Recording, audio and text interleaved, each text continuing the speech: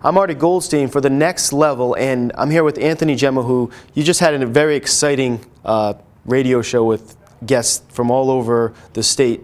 Why did you think it was important to break the traditional rules of radio and have 11, 12 people in your studio? Well, besides the fact that people said it couldn't be done, we actually brought all the subcommittees here from the Economic Summit in one room, opened the dialogue and went through each individual. There were 6 subcommittees and 2 sponsors. Mark Hayward and John Cronin's organizations were sponsors. So we're very excited to have everybody together and work through all the issues, I think systematically, and I think it flowed very well, so we're excited. And you have a very important man over here. Introduce yourself, where you work, and what you guys were talking about today on today's radio show. I'm Mark Hayward. I'm the District Director of the United States Small Business Administration. I affectionately say I'm from the government, and I'm here to help you.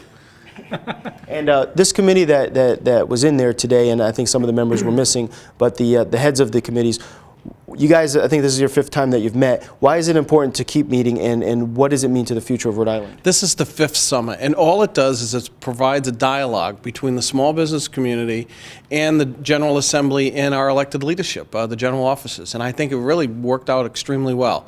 It was an idea that I had a long time ago that we felt that we needed to put together, that I brought to John Cronin from the Small Business Development Center and said, listen, we need to create some kind of mechanism so that everybody can sit and talk. We started with 120 people. This time we had over 240 people. It's great. It's an opportunity for business to talk to their legislators. How do you go from what you're talking about to push it forward into something that is meaningful and pushing forward to actual things? It's actually done by the chairs of each of the committees. They develop the agenda. They develop the issues. We help guide them in what resources they need. Neither John and I can lobby. We're prohibited from lobbying. So they put it together, they bring it forward to the people that they need to bring it forward to, and we provide them the access to the people, including members of the General Assembly, to get their point across. And I think it's great because Rhode Island has really moved forward. We've taken baby steps in the past 5 years. But like everybody says, it's taking a step forward. Cap said that we've gone from 50th in regulations and small businesses to 48th in the country. We need to keep climbing that ladder, and it's an opportunity to put everybody in the same room. Each committee obviously is important. Maybe some at some times of the year may be more important than others. But what's the final outcome of each committee? You said you're pushing it into the General Assembly, trying to get their voices heard. What can really happen, and how do we move Rhode Island forward? Well, I think actually last year that we got a lot of legislation that was passed through the General Assembly, but it's an education process. What we're doing is we're educating the General Assembly members and the members of the general offices of the state of Rhode Island. Here are issues that are critical to small business, and it's done in the Big Ten. It's done without any particular Chamber of Commerce or any other organization. Everybody is under the same tent, and everybody is pushing the same issue. There's no one specific issue for one particular organization. Everybody's together. And I think that's where the General Assembly and the elected leadership of the state looks and said, we're all together here. They agreed that this is important to them. Let's see if we can put it forward. And actually, many legislative acts were passed. Now, Anthony, this is kind of like a dream come true to get all these people to talk. That's been one of your missions for Rhode Islanders, to get together and talk about these things. How do you think this relates to your plans and what you thought it was going to be? Well, been around different parts of the country, and I think that the parts of the country where companies are sharing best practices, organizations and the communities coming together at large to move, as Mark said, move your best foot forward and move things forward. This is really encouraging because this group, and I have to commend you, Mark, this group is actually getting together.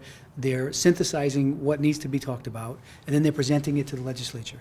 And there's a power in that meeting this last meeting that I was there. And I was there at the first meeting, and I've been through, there most of the years. Right. But this last meeting, I think you're starting to see the power, culminate and really become a force. And it's wonderful to see it all move forward. So I can commend you. You can see it with the ownership of the committee chairs. They take ownership of their own issues, and they move it forward. And they're not afraid to talk to members of the General Assembly. They're not afraid to come on Anthony's show or other shows and say, these are issues that small businesses need to do in order to be progressive. And I think it's been a great ride, to be very candid with you. Yeah.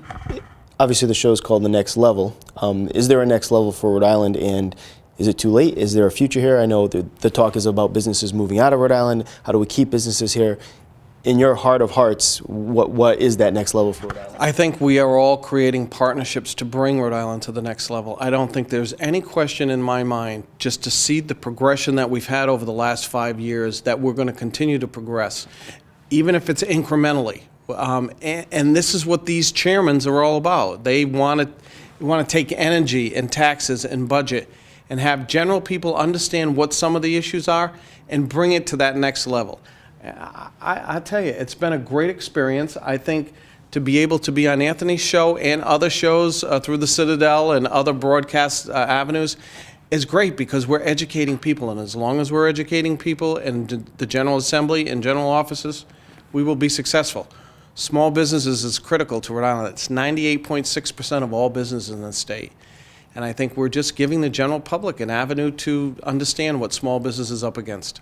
Excellent. And then finally, Anthony, it's coming up for some of your next shows. We actually have some exciting guests coming up. I have Calmar. Calmar is a wonderful Rhode Island success story, and I think it's going to be certainly a national company. Very excited about that. We have Keith Stokes coming up. We have Senator Reid coming up, so we're very excited about those guests. We're working on some national guests that are going to be very exciting, but the show is going to get bigger. We're just in the beginning of it, so we're going to take it to the next level. Excellent. Great.